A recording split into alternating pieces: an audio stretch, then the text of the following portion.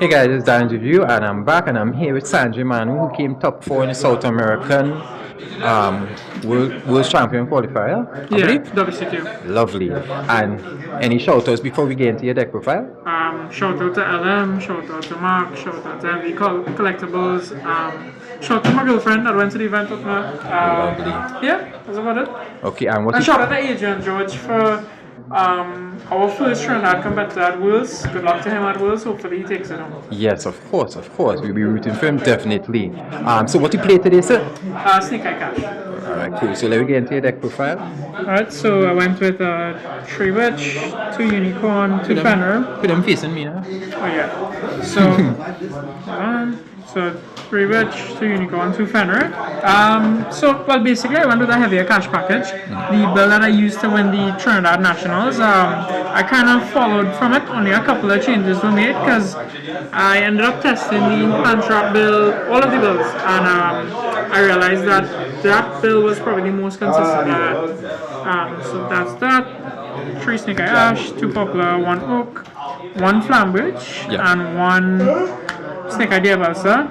Have to play this. This was 2 at Nationals. I dropped it to 1 because I dropped the spell negate from the deck. While it's very good, a lot of times you don't end up reaching that point.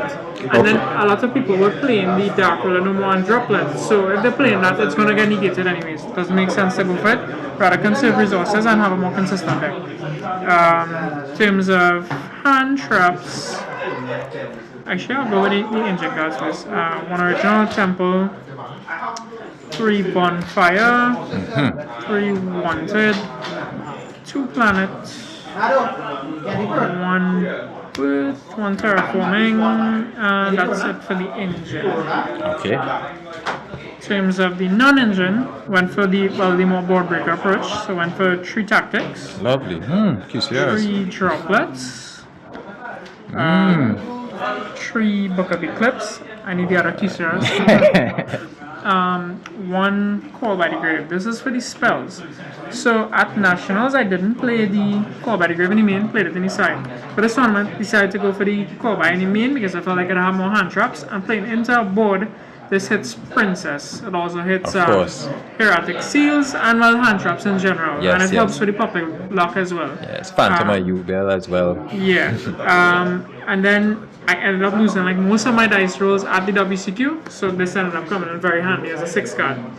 And Book of Eclipse was exceptional versus most decks, so even your Snake Eye, Tenpai, Floanderies, Melodious, all of these decks helped me to win all of those matches.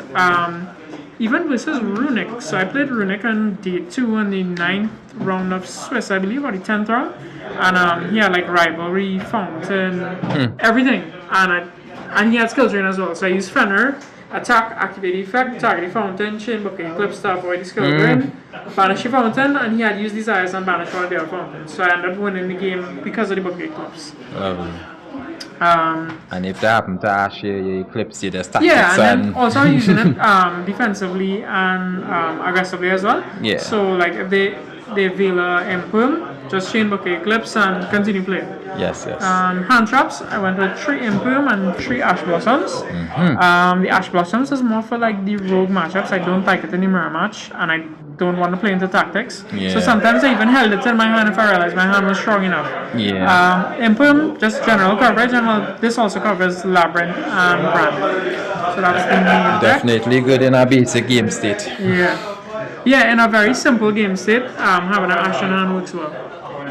Then for the extra deck, I have 1 Anima, 1 IP, 1 Nightmare Phoenix, Heater, Dark, SP, just the basics here, Princess, Celine, Access Code, Appaloosa, Zelantis, Raging, Underworld, Dracosac, and Typhon.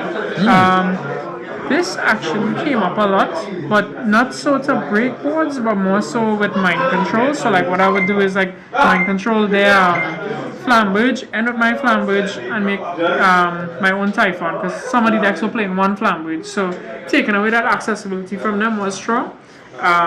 This came up like almost every match, I would say, but tactics, because I knew a lot of people would be on tactics, so I choose to cut the $4 for this. So most of the time I just make this, and a lot of people didn't know the rule and that tactics can't take it. So that's that. Yeah, you have to target it. Yeah. Side deck went for 3 skill drain, 1 silver, 1 anti-spell. So I chose to mainly cash cards because I wanted to be going good first and second. And I felt that sometimes when you just summon a Fenrir or a Unicorn into a board, they just scramble to try and out it. And if they didn't use the Flambage effect in the standby phase, they have to use the Princess to pop it, which puts them in an odd position because then the IP can't summon. Unless they make their chains a little awkward. Okay. So this is this. I also went for this approach because generally I would go with these 5 cards when I would go first. I'd side out the imperms or droplets according to which ones I needed out. And this made my going first board very strong. Yes, because of course. This stops board breakers, stops monster effects. And dispel also for the engine. Yeah. Went with 2 Cosmic, 2 Lightning Storm. I didn't want to lose the anti-spell fragrance. And also, a lot of people think that they're only playing 2 Lightning Storm and 1 Duster, so they're not expecting the Cosmic Cyclone on the IP, which is very strong. This is also good going first versus certain decks, such as like 10 Pie or even Snake Eye sometimes. They don't expect it on the Field Spell because the Field Spell gives them access to the Snake Eye deal and stuff. You also had the Cosmic for the mirror in case they try to skill drain you. Yeah, so that was when I was going second. I would always side in 2 Storm, 2 Cosmics, and then 2 Mind Control and change a hat. Still went with the stronger board breaker approach, and I really like Metal Tronus. I felt like sometimes it could just get ashed. Yeah, so I prefer just went with something for sure that's gonna result. It will get through, Yeah, and then I went with 3 Spooky Dogwood because I was expecting a lot of mirror matches. Never really came up. Was the most useless card in my entire deck. But it was either this or Nibiru that I was gonna play. But I got all the way to the top 4, so can't really complain about it too much. Of course. And I don't think it would have influenced me winning, because you could say in hindsight, you could say this could have been a Nibiru in the final, in the top 4, and you'd have drawn it, but you never show. So of course. It doesn't really matter. Well, that's it for the deck. Well, we have a ban list on the horizon coming soon. If the deck's still strong enough, you think it may continue, or? Yeah, I mean, I'm going to continue with Snake Eye. I think it's one of the best decks that I've ever played in Yu-Gi-Oh! And yes, I've played Tail Elements before, but I find that they're very similar in how they play. I know I've won a lot with Tail Elements. I understand both decks, but this is the closest thing to Tail Elements I've had since then, and in Tier 0 formats, I think I play well in because I'm good at the mirrors. Alright, well, congratulations. Excellent performance. You represented the country excellently.